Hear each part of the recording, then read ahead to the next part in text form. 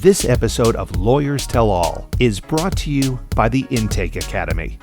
Are you ready to convert more callers to qualified cases, rapidly qualify good cases, and transform unqualified prospects to advocates for your firm, whether you're able to handle their case or not? Visit www.intakeacademy.com and discover how to cement relationships with more of your ideal clients. Get them to commit to you and send you more referrals than you ever thought possible. Welcome to the Lawyers Tell All podcast, where Chris Mullins, the preeminent sales and communications consultant in the legal industry, shows you how it looks through lawyers' eyes.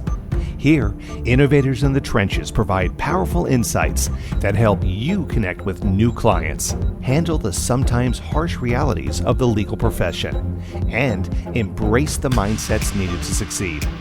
Be sure to visit our website at www.lawyerstellall.com. And while you're there, subscribe to us via your favorite network. Now, lean in, tune in, and let's take a deep dive.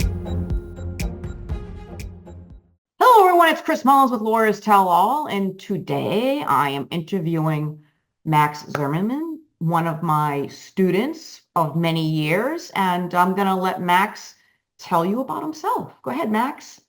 Well, thank you so much for having me on, Chris. I feel like it's been time in the making, and I'm really happy to get to sit down with you today. I'm Max Zimmerman. Had the pleasure of meeting Chris years and years ago, at the time when I was an intake specialist and eventually intake manager. But I am both a law student. I'm a 2L right now. I'm also a intake trainer and a consultant to law firms, working in the intake and sort of process design realm. Yeah, perfect. So let me ask you a question. Why are you going to law school? I mean, I don't think it's obvious. I wanted to ask you, why are you going to law school? Why are you doing that? So I asked myself that question probably too much. But the short answer is that I love advocacy.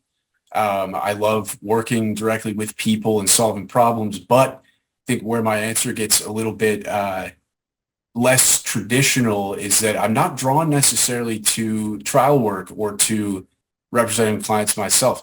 I love the work attorneys do, but I want to support it in the ways similar to what you do, Chris, and what I've spent time since 2015 doing. So I'm in school to learn the work lawyers do, become one, so that I can help them advocate better and practice better. Okay. So give me an example. I'm just curious, give me an example of what that might look like. So what you just said, what would be an example of that? Well, I think what I've observed working in law firm operations and non-legal work roles within law firms is that private practice is obviously a business. And I wanted to see what kind of education people got in law school and where some of the disconnect between business acumen or navigating entrepreneurship and being an attorney, where's that disconnect coming from? So I think that's what's became the motivation to go to law school, but it's certainly kind of helping me navigate while I'm in law school as well, to focus on different things and to build relationships well. So. Yeah. So let me ask you this question. Where do you think, so you've been in school for a bit, where do you think the disconnect has come from? For just so far, what have you discovered? I think it's really mindset. It's the mindset that law students are trained into. And at some of the more rigorous parts of semesters for me, I've felt myself kind of shifting gears out of my default, which is operational business thinking, into what's required to be a law student and to be an attorney, which is getting obviously really into the weeds on details and sort of zooming in on casework or doctrinal study. And I felt how that shifts the mindset sort of away from the 30,000 foot business view of a law firm and into how do we get a result for a client? How do we serve them the best? So I'm really interested, where those two mindsets intersect. And I'm really drawn to, working with my law student colleagues to understand the things that took me years to learn, and to kind of help us all start early, those that want to be in private practice, to start early learning the things that many decades-long practicing lawyers have told me it took them that long to learn. So. Right. Yeah. And so, like, why do you think it is that, I mean, in 2024, still, schools are not teaching anything about the law, meaning the business of law? Like, they're not teaching, it's not on the list.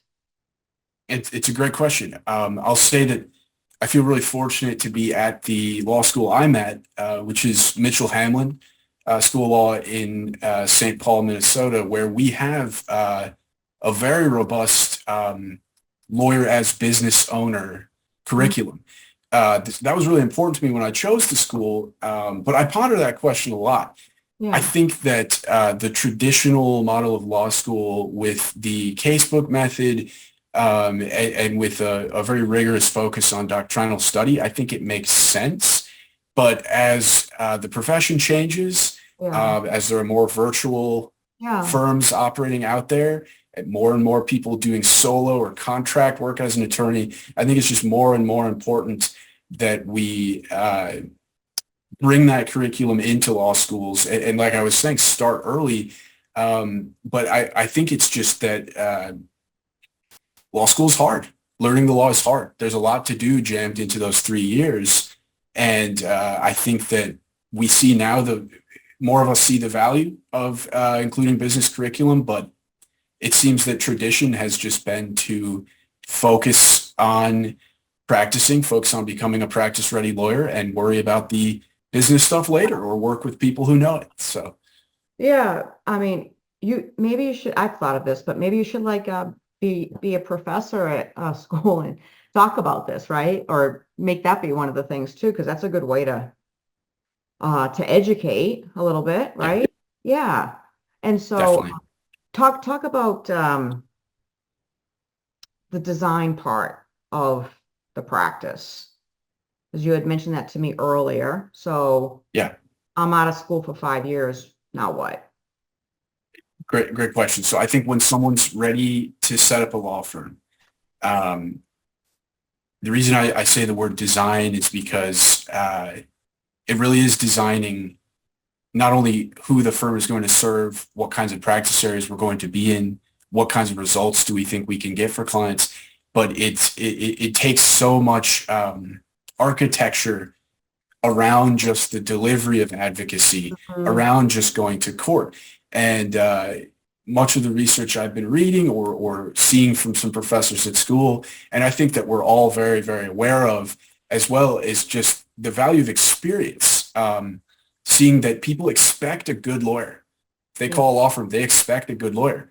But where value and differentiation comes in beyond just a good legal result is the experience. What is it like to work with this law firm? Is it going to be an experience where I get a good result, but no one tells me what's going on? Or is it going to be an experience where I'm kept in the loop? I'm treated like not just a number, but a person. So yes, I think the design work is really important, because many of the firms I work with are great. They have great lawyers, but sometimes, especially if they're just a few years into their existence, they haven't always been as intentional as they should be in the design of their intake process, their case closure process, every aspect of the process. So, and taking the case all the way from the start to the finish and doing so successfully. Why do you think it is that law firms still think of intake as the gals in the back of the room? I'm so glad you brought that up, because I think from the first day we've met, I got the feeling that you didn't see intake as just a call center. And in the teams I've managed, the teams I've been a part of, when a law firm owner or a manager or anyone, a potential client even, talks about it as a call center, it really diminishes the experience of intake specialists and the value it provides to a law firm, that it can provide to a law firm. So I think part of the reason that perhaps some attorneys and law firms still see intake as just a easy job that is just answering the phone and kind of passing it down the conveyor belt to the lawyer. But it's so much more.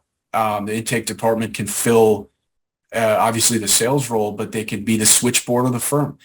They can catch and identify issues early.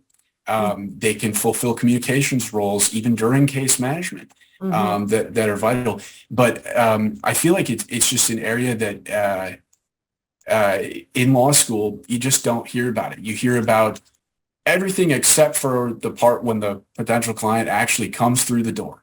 So I think it's in part kind of a deficiency in law school focusing on the mechanics of actually working up a case. It's part seeing intake as just a simple, straightforward part of the process that doesn't require skill and can just be done cheap. It's a lot of different factors, but it certainly needs and deserves the focus that folks like you and I give it. So. Yeah, and I feel, and I communicate quite a bit with my clients and just in books over the years, that intake is, it's time for intake to be elevated to a career opportunity. And absolutely. So much so that the buzz is out and people are like, you ever hear of those intake jobs at law firms? I want to get one of those. And then even other departments in the law firm, like, yeah, I think I want to go over to intake. And it's like the place to be, the place to go, the place to grow. And they multiple levels within that department, and they get paid accordingly and should be close to the highest paying in the firm. And absolutely on the checklist of marketing. So when the managing partner and they're looking for marketing agencies, just make sure intake is on the list because they need to be part of that decision. Yeah, and I'll give you an example. I worked with a law firm about a year ago that had a receptionist, but they did not have anyone dedicated to doing intake. And the way it was basically working is receptionists would get overworked with calls, too high volume, and they would be pushing out conversations with the attorneys weeks, sometimes even a month in advance. And I spoke with the owner of the firm, and I said, why is this? What's going on? I see you have a ample budget. You've got some margins, and they still felt it was too expensive to bring in an intake specialist. But when we were able to have an attorney take an intake that day, actually, they signed the case. They signed the case the same day, something that wasn't happening for them. And right there, that paid for, I think, 2 or 3 times over the monthly cost of having an actual staff member in that seat. So it's just such a vital role that will really pay for itself in tangible and in intangible or less tangible benefits immediately, not over time, but immediately. So right, exactly. So just let me ask you this: what are your thoughts on in-house intake or virtual? Definitely a hot topic right now, and I think it can be somewhat. I think everything in intake, obviously, really practice area or specific to the practice area. But I think some issues I've seen with virtual, particularly non-domestic, are firms not spending time to train that individual or those individuals in understanding the norms of working with these clients. And I think people can typically tell pretty quickly if someone is not familiar with the area the law firm is in. So I think firms need to just not see intake as something that should be done as low cost as possible. If that's the motivation for a VA, I can understand it, but you still need to spend time integrating that staff member and really treating them like you would any other employee that deserves training, deserves the time necessary to have them acclimated to that market. But in general, I think virtual intake can be great. I don't think you need to have the team always in the office. I think it can be better, but there's definitely a lot to explore on that topic. Yeah, I mean, definitely, I think in person is much, much better, but if it's Yes. not possible for whatever reason, then Yeah. don't hire an answering service or an outside call center. Just have your own virtual. Oh, no. That's it. Yeah. And that's a great point too, is I think traditionally, in my understanding, law firms have thought an answering service to be essential. And what's important is obviously 24/7, or at least, being able to live answer calls. Doesn't always mean, I think, needing an answering service. If that's a good option, great. But VAs open up, and they open up so many possibilities if a firm doesn't want to work with an answering service or doesn't get quality from one, to have that in-house. So Yeah. And like speaking about the virtual intake team, I agree. It's important. I mean, if a law firm already doesn't do a good job with onboarding their current departments, not just intake, but departments in general, they're not likely to do an amazing job for virtual. I mean, they're not going to just suddenly change. So yeah, that's a whole thing. And it's important to understand the culture of right. the folks that you're hiring, and know what's their communication culture like. Yes. Yeah, Because absolutely. they're not likely to convert the way we want them to. Right. Their culture is such that they don't typically make decisions quickly. Yeah. Yeah. I think that's a great point. And it goes back to what we both agree on, which is just you have to treat intake seriously and not just like a call center. It's such a vital engine of a law firm. And I think if you don't have that mindset from the start, it can be perilous to work with VAs and expect them to out of the box be effective. Just having one in the chair does not, cover the needs of a firm by default. Definitely have to spend the time to as you said, address any cultural norms, or in general, just provide them the training that's going to set them up for success. So, right. One thing too, I'll add about that is that I'm talking to my clients about is the fact that not all clients have their team photos on their website, but those that do don't have their virtual team on. Yeah. And so that is what's interesting about that is it's very telling, because it's almost like the same message that they give about intake in general is what they're also the message they're giving everybody about virtual. It's kind of minimizing the role. Yeah. I mean, get the photos of your entire team on your website, not just your in-house team. But what else would you like everybody to know, Max?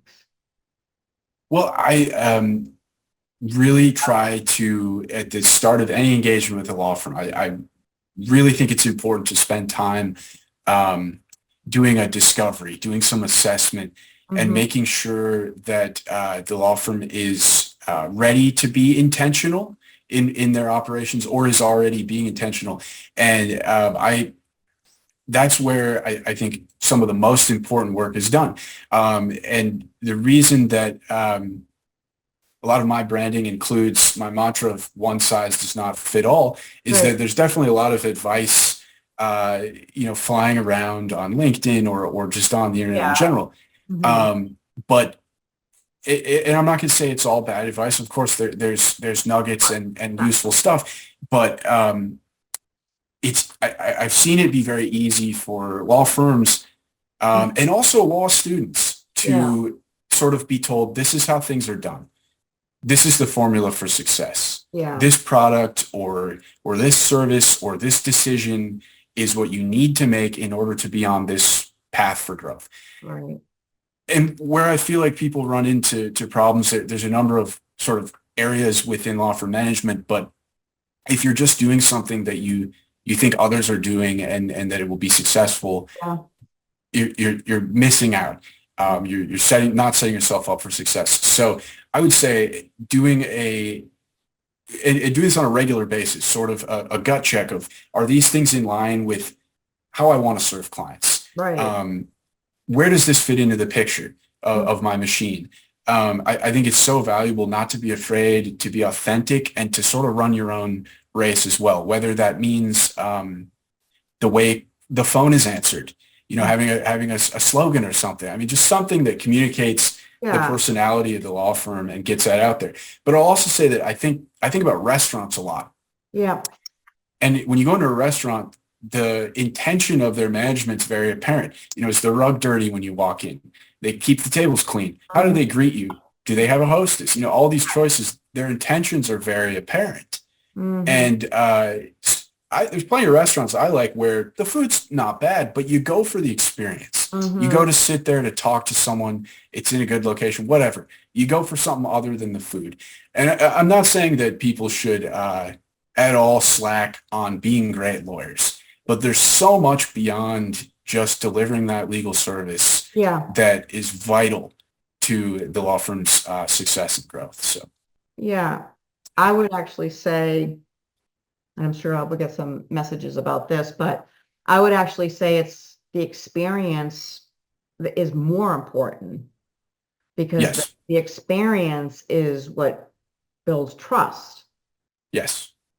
And without the trust, nothing else really can come, can be put into place. Exactly. Yeah, exactly. And I think that that trust comes from sometimes storytelling. It comes from authenticity.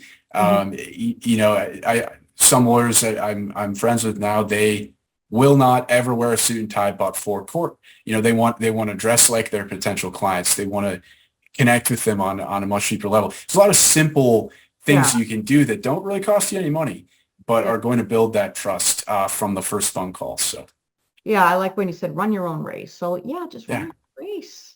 Yeah. If you don't like that race, then go to a different one. Exactly. Yeah. And I'll also add that really lately for me, a lot of consulting and coaching is just focused on mindset. Something I'm seeing both in law students that aspire to be firm owners, but also in lawyers who've owned firms for a decade plus. If your mindset is practicing lawyer and that's your genius zone, that's where you want to be, then figure out how to delegate and create support for yourself fractionally or in W-2 employees who can provide you that. But don't be afraid to say also, I don't want to be practicing lawyer anymore. I want to be business owner. But figure out what your sort of breakdown of how much percentage you're owner versus how much you're practicing lawyer, because if you don't think about that, no one's going to think about it for you. So. Right. And it sounds like you can help them you can help draw that out of them and map it out, right? Definitely. That's why I don't enter an engagement if I can't spend at least some time doing that sort of assessment with the management and the owner to sort of chart a course and figure out if what I'm going to do for them is even going to help them in the long term. Because I don't want to train a team if they don't have the technology set up that is requisite for that training to make sense, right? So and if they don't really support what they want that's number one. 100%. Yeah. Well, all right then. So how can folks get in touch with you? So you can look at my website, which is in its early stages of being developed, but it's maximizadvising.com. You can find me on LinkedIn and reach out. I'd love to connect with people in our space, and really a pleasure to get to speak with you too. It's not every day I get to talk to someone who knows intake and has as much wisdom and passion for it as you do. So truly a pleasure. Yeah, I appreciate it very much. All right. Well, thanks, Max. All right, everyone. Chris Mullins with Lawyers Tell All. We'll see you next time. Bye-bye. Thank you for tuning in to Lawyers Tell All. where Chris Mullins takes you on a journey with lawyers in the trenches who show you the realities of what it takes to succeed in this chaotic, crowded, ever-changing profession. Remember to visit our website at www.lawyerstellall.com and enjoy even more great episodes like this one. Again, while you're here, subscribe to us via your favorite network. We look forward to seeing you next time on Lawyers Tell All.